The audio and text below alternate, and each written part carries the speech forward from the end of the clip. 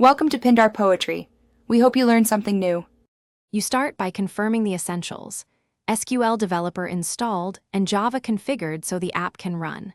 Then gather the database host, port, and service, or SID, along with credentials.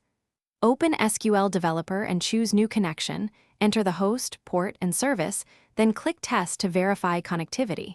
Once the test succeeds, save the connection. This gets you from system prerequisites directly into a working connection without detours, so you can run queries immediately. You now create a worksheet from the saved connection to write SQL.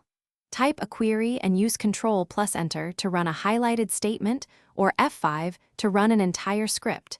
This controls results versus script output. Make sure to format SQL for readability and declare bind variables when needed. SQL Developer will prompt you.